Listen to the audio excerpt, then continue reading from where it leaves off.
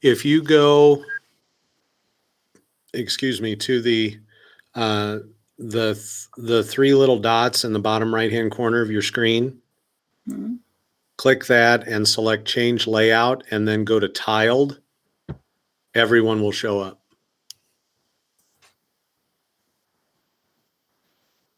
And Kyle, we are live, so anytime you're ready. All right, I will call this public hearing to order. Due to the school closure and continued requirements of less than 10 people in a gathering space no less than 6 feet apart, this public hearing will take place in accordance with board policy via video conference. The meeting will be live streamed on our SO Media YouTube channel. And just a reminder to any of the public that's watching, there is a comment section at the bottom of your screen, or there should be on the YouTube channel, and you can utilize that to ask any questions that you might have. So I will move forward to item number 2, public hearing for the FY21 certified budget. Okay, and I'll go ahead and pull that up. It'll take me just a second to switch over.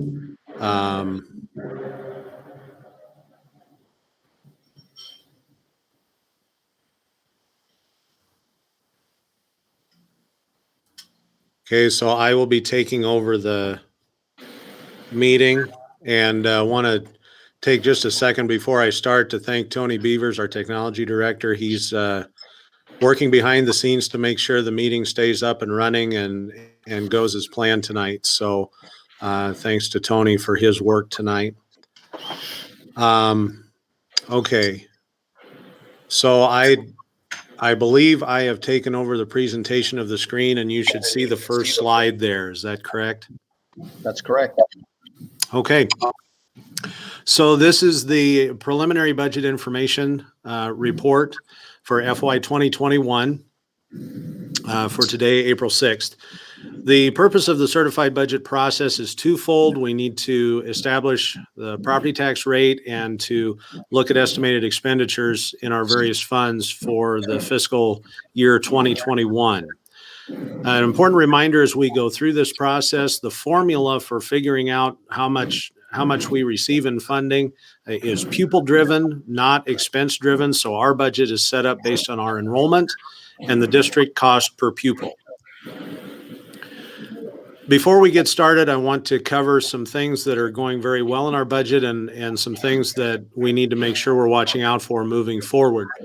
What's going well right now is that our our unspent authorized budget goal of 10% is exceeded at 22.76%.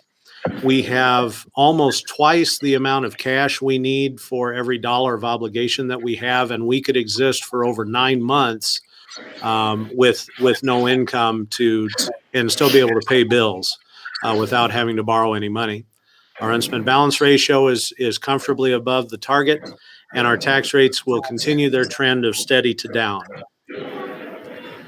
What's unknown and could be concerning, the current pandemic with coronavirus and all the money that the government, both at the federal and state level, are going to be putting into the economy as stimulus packages. We don't know what kind of long-reaching effects that's going to have for school funding moving forward, at least for the next couple of years. So that's an unknown that has just appeared, and I don't think anybody was preparing for.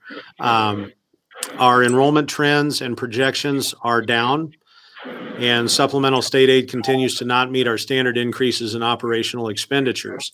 And that made supplemental state aid is where the government kicks in how much money they increase year to year, and that may be a concern, especially with the different stimulus packages. The one hopeful thing that we know is that the state budget has over $1 billion in its rainy day fund.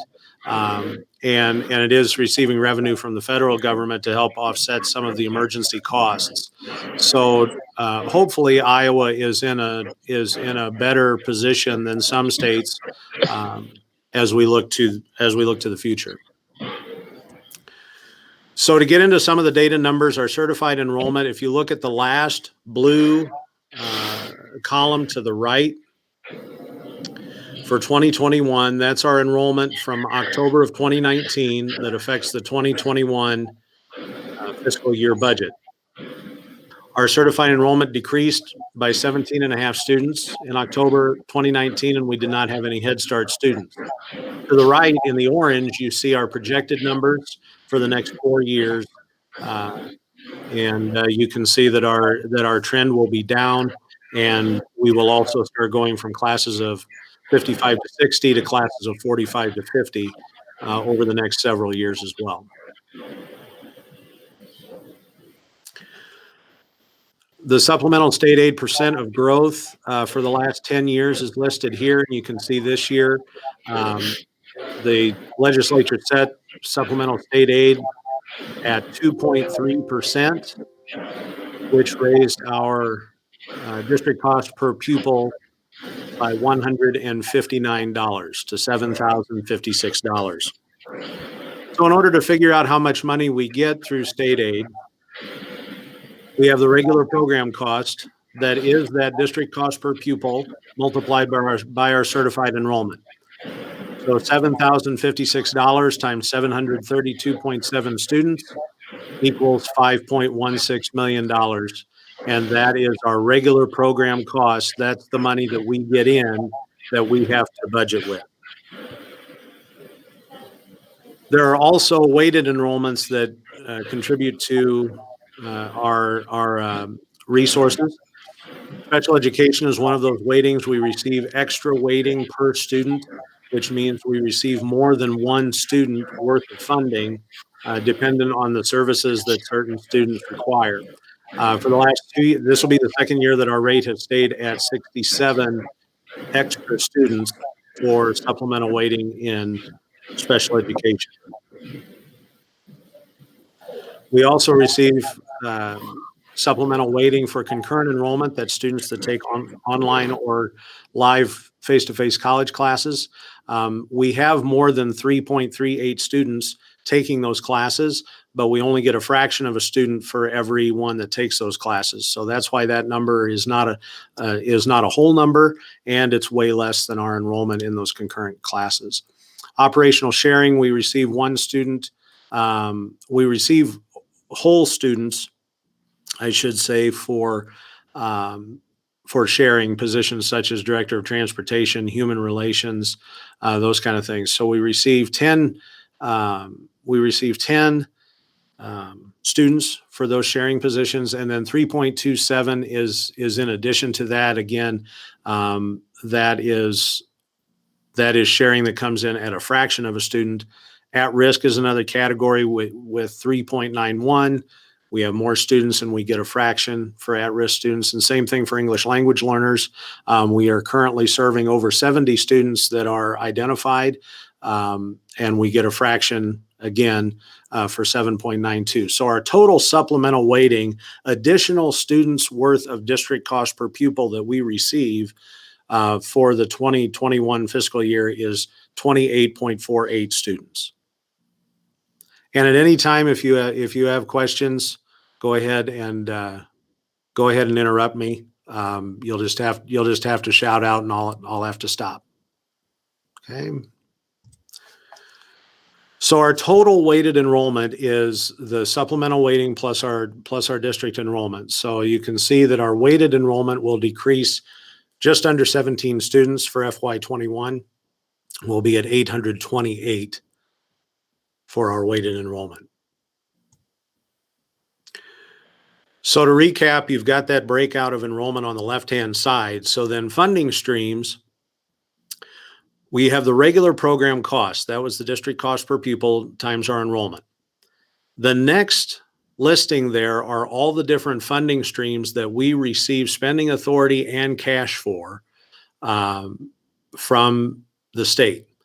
And so you can see with dropout prevention, our AEA, that's flow-through money that we receive to pay to the area education agencies, our teacher leader compensation money, early intervention, we receive money to support professional development, and all of that listed there. Then we also have audit adjustment, which happens if you later on, if the auditors adjust your certified enrollment from the prior year, then that has to be taken into account that you went up or down students.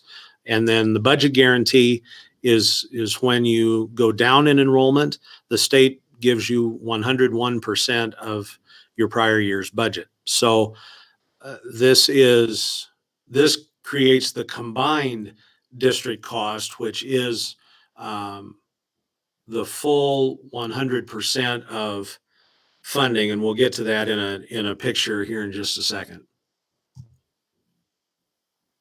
So you can see our sources of combined district cost. The list that we had on the prior slide, all of those are listed out here. The current FY20 numbers are highlighted in gray, and then the new FY21 numbers are in white, and the difference is listed off to the side. The big number that I would call your attention to is the second line, regular program budget adjustment adopted. That is the budget guarantee. And you can see that in FY21, we're down $61,000. That comes from if you go down students, the first year you go down students and you go on the budget guarantee, you get 101% of your prior year's budget, which means that your money still increases. In FY21, you get 101% of the current year's budget again, but this time it factors into the account the gap between FY20 enrollment and the incoming enrollment for FY21 going down again, which means 101% is much less in the form of those budget guarantee dollars. So we're hopeful that on the enrollment projection from an earlier slide, we're projected to go up next year. That would be a great thing and really helps us. It gives you that safety net of a budget guarantee again, where now when you get the budget guarantee, you still go down in that funding.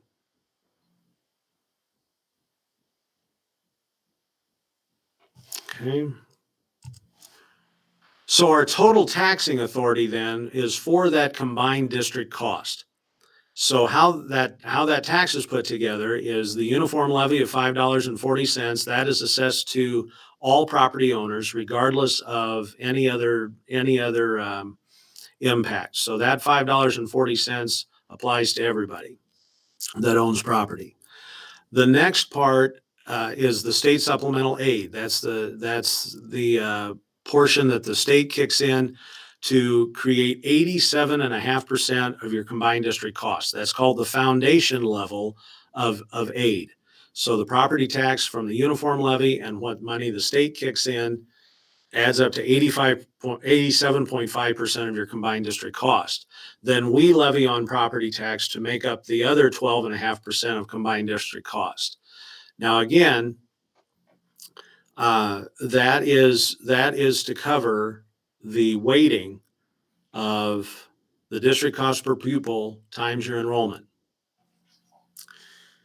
Beyond that, we have the total spending authority that the district generates each year. And there are two things that impact that beyond the combined district cost and beyond the property tax levy. And so that is one piece of that is the unspent authorized budget from the prior year. The spending authority that you didn't use carries over, as well as the cash you didn't use carries over. So that unspent authorized budget then moves to the next fiscal year and adds on to the spending authority that you have. Miscellaneous income can be money that comes from outside sources, as well as income surtax, which applies to instructional support levy and other things like that.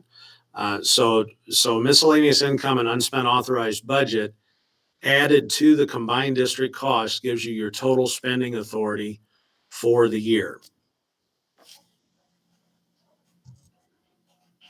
So how do we fill that bucket and receive that authority and revenue? The state supplemental aid, like I discussed, after the $5.40 uniform levy, state supplemental aid is provided to get to the foundation level of 87.5%. Now, the state supplemental aid increase was 2.3%, As that goes up, that means that the state is going to kick in more of that money. And then what happens then is on the backside for property taxes, that adjusts how much we have to levy for property tax to get to 100% of the combined district cost. There really isn't a lot of control that the school district has on the tax rate because of this right here. The uniform levy doesn't change. SSA, if it goes up or down by year, that has an impact on what is left for property taxes to get to the 100%. So it's not something that the district has a lot of control over. In fact, there's really only two areas that we do, and we'll get to those here in just a minute. So tax rates are a function of our total district taxable valuation of property. This year's valuations increased $23.5 million. You can see that there at the top between FY20 and FY21. And this includes gas and electric utilities.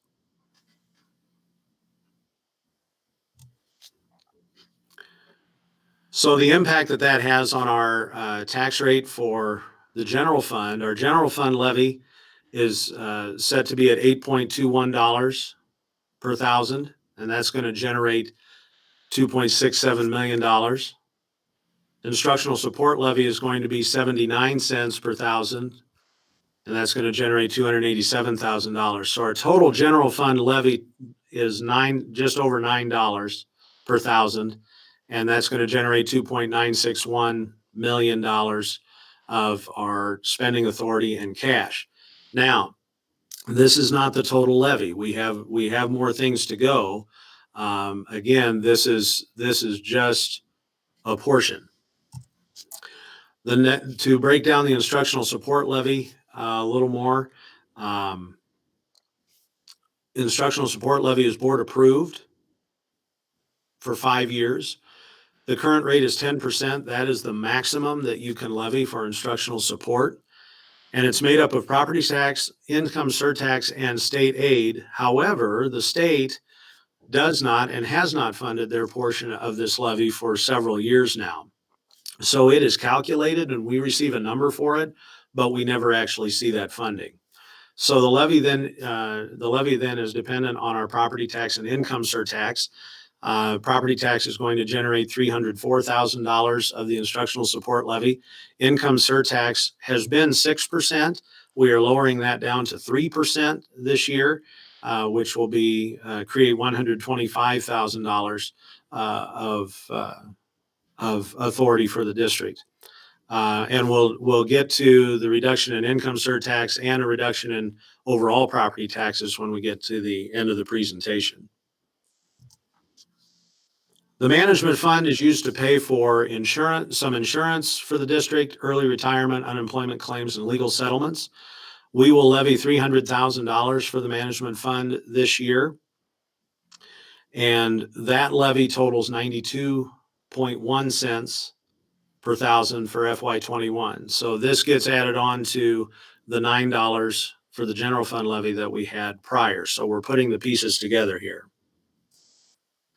Physical plant and equipment levy. This fund is used to build and maintain district facilities, make payment of capital loans.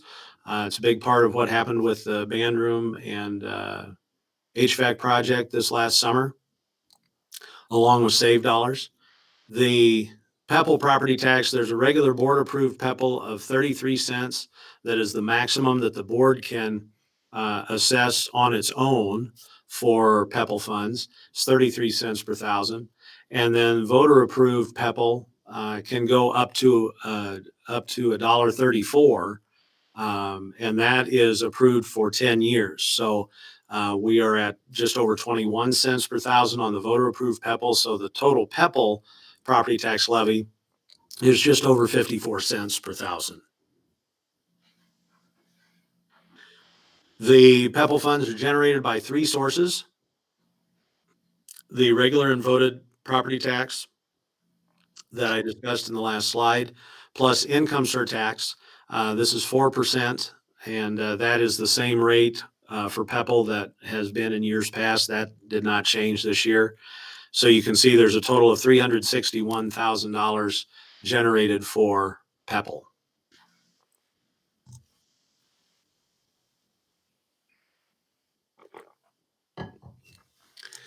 Districts have the option to cash reserve, or excuse me, levy for cash reserve if you need to make up the difference. Um, Most schools run a special education deficit because it's an area of the state allows us to overspend because they understand that the needs of the kids many times outweigh the resources that we're given. And so we're allowed to run a deficit and then recoup the spending authority so that we can spend that money again the next year, and it runs a year behind. But you don't get the cash back to put in your bank account. So remember that spending authority is like a credit card that you have a balance on, and that's what we figure out. Your total spending authority is the limit that you can spend, and then the cash you have in the bank backs that up so that you can pay the bill. So once you charge it to your credit card, you can pay the bill with the cash on the back end. And if you run out of cash, you have to borrow money. If you run out of spending authority, you have to stop spending money. You're not able to charge anymore. So it's like hitting the limit on your credit card. So districts have the option to levy for cash to recover things like the special education deficit. However, we are in a high enough cash position that we do not have that option, which is not a bad thing. We have a good amount of cash on hand. So in order to that the state uses that to help us spend down our cash reserves because we are not a bank. We are not supposed to be holding on to money. Um, but we want to make sure that we have enough to ensure that we have a cushion. But it also helps to bring our spending authority and cash closer together. And ideally, that those two numbers need to line up. So you're running um, even as you go through time. So our total tax levy, this is the big one.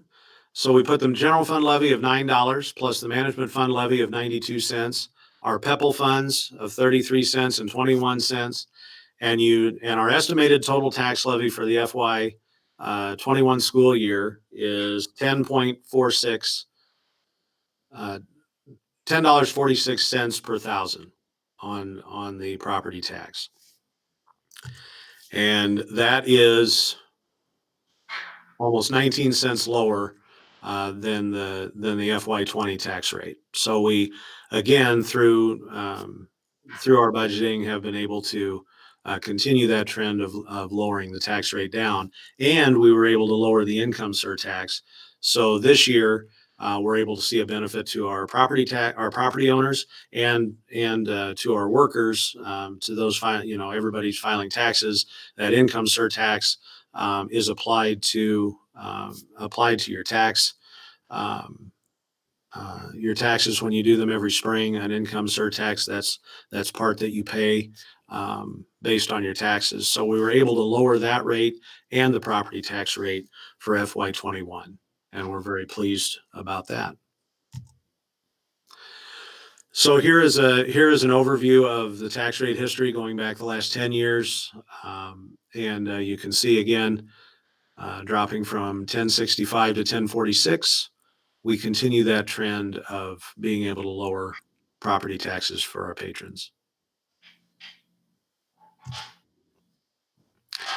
So now that we have all our supplemental weighting, we have our regular program cost, and then we have some other things that are factored in, and we come up with our break-even authority. This is if we were to spend this amount on expenses, then we would break even for the year. We would not have a carryover to next year, but we also would not eat into our current unspent balance that does carry over.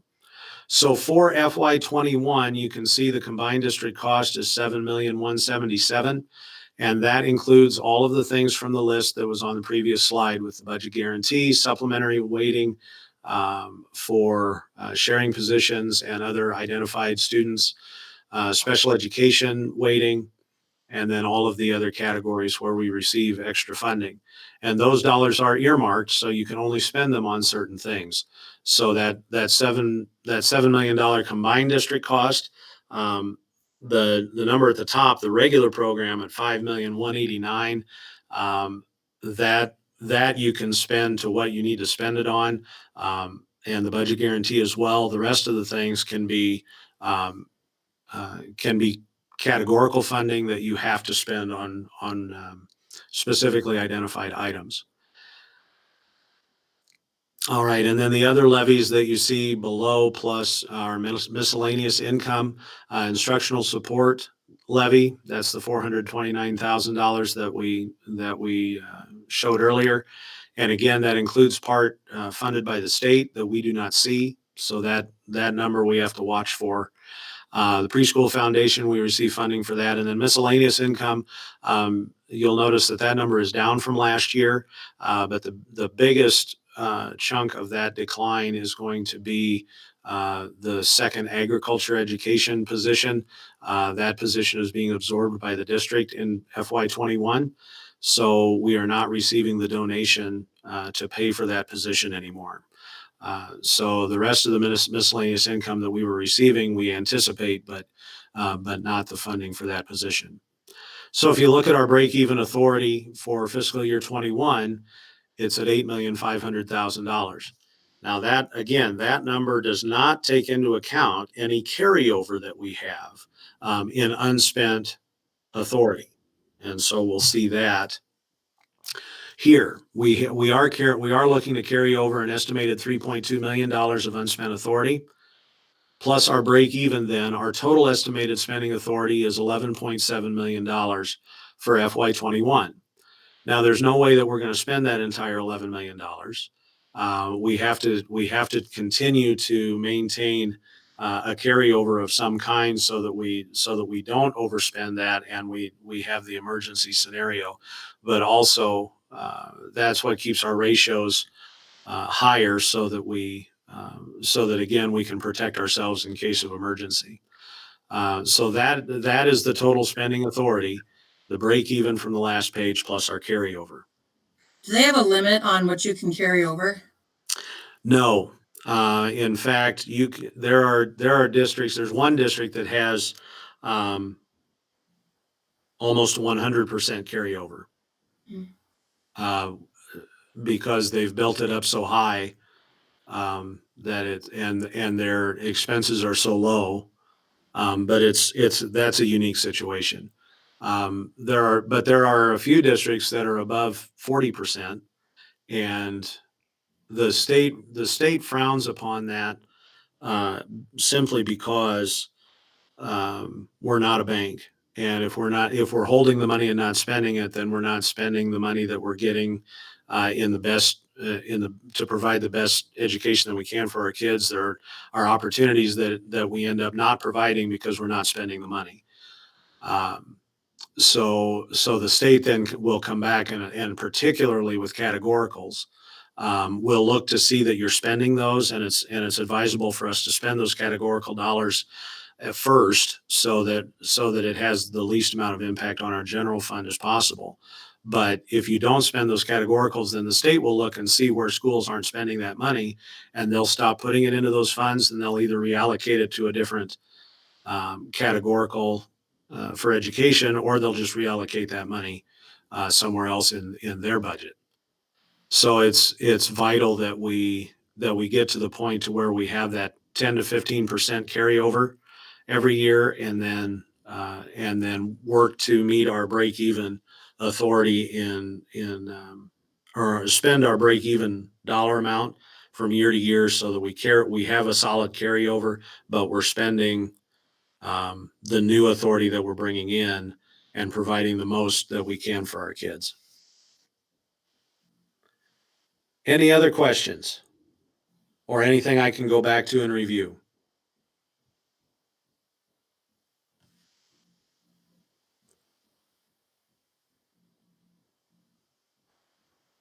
Okay, hearing none, I want to make sure that we check the stream on YouTube to make sure that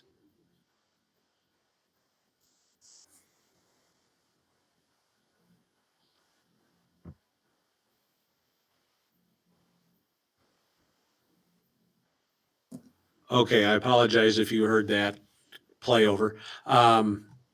I do not see any questions on the YouTube page, and I've not received any questions. Sorry, okay.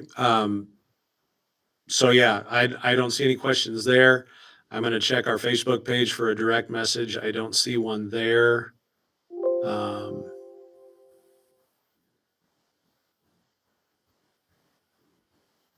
And as I'm checking these messages, if we have folks that are watching this on YouTube tonight, or what, this will be archived on the SO Media channel and people will be able to watch it in the future.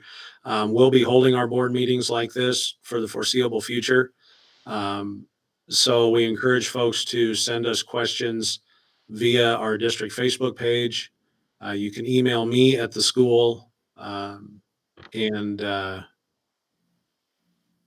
and you can also leave your questions in the comments on the Facebook page, or excuse me, on the YouTube stream. You can leave your questions there and we will address them through the meeting, as we would in our meeting. But I do not see any questions on any of our sources. So that is our preliminary budget information. All right, being that there are no questions, I would entertain a motion to adjourn the public hearing. So moved. Second. Okay, it's been moved and seconded to adjourn the public hearing. All those in favor, signify by saying aye. Aye. Aye. All opposed, same sign.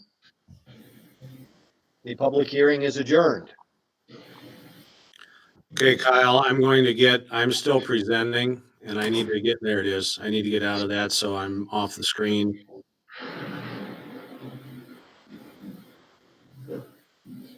Okay, now you should see the tiled view instead of me. All right, I will call the special Board of Directors meeting to order. Due to the school closure and continued requirements of less than 10 people in a gathering space no less than 6 feet apart, this special meeting will take place in accordance with board policy via video conference. The meeting will be live streamed on our SO Media YouTube channel. Next item of business, consider approval of FY21 certified budget documents and authorization to file with the county auditor.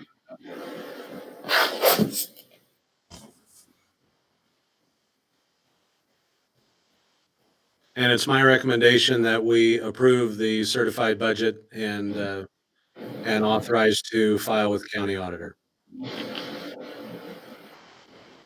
Would there be a motion? I move to approve the motion. Is there a second? I'll second. Okay, it's been moved and seconded to approve the certified budget as presented and authorize the district to file it with the county auditor. Any further discussion? Hearing none, all those in favor signify by saying aye. Aye. Aye. Aye. All opposed, same sign. Motion carried. Item 3, consider approval of tentatively agreed upon contract settlement for FY21 with the Sibley-Ocheyedan Education Association. The district negotiations team arrived at a tentative agreement on Thursday with the association, agreeing to add $1,750 to the base wage and increase the supplemental base wage to $30,000. And it would be my recommendation to approve the settlement with the association. So moved. Second. Okay, it's been moved and seconded to approve the tentatively agreed upon contract settlement for the FY21 with the Sibley-Ocheyedan Education Association. Any further discussion? Hearing none, all those in favor signify by saying aye. Aye. All opposed, same sign. Motion carried. And Kyle, if I could, I'd like to take an opportunity to publicly thank the association. The negotiations process was very smooth. We appreciate them being very cordial and informed and had great conversations. So really appreciate their work in having a negotiations process that can be good for everybody. We appreciate that. Very well said. I would agree.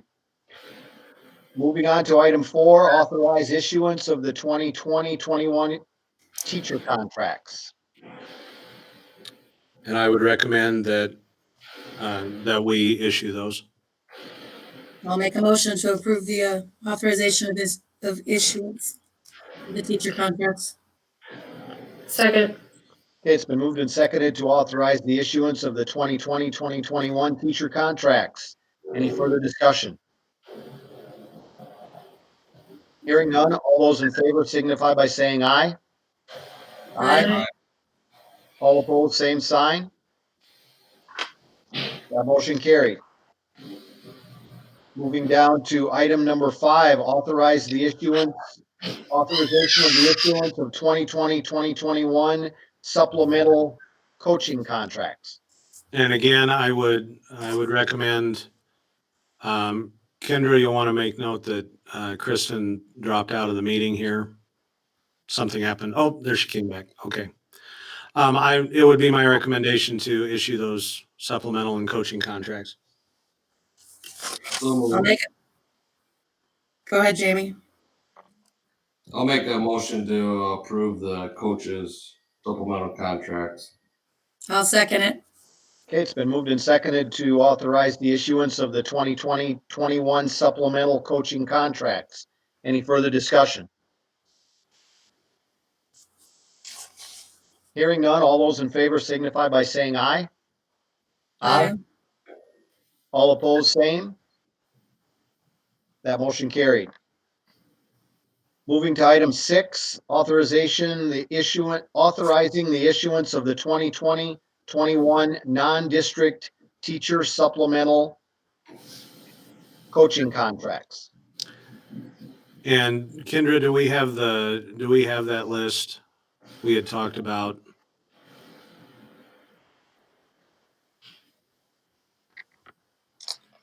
Let me pull it up here once.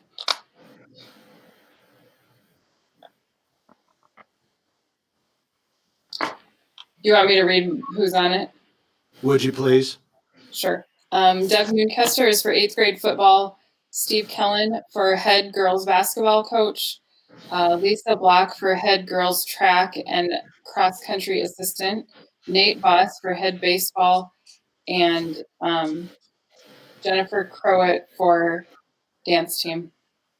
I would recommend issuing those contracts. And I believe they were included in that email that Kendra sent out earlier. Yep, they were. Okay, So I would moved. entertain a motion.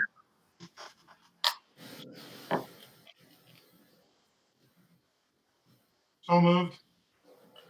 To approve it. Second. Okay, it's been moved and seconded to authorize the issuance of the 2020-21 non-district teacher supplemental coaching contracts. Any further discussion?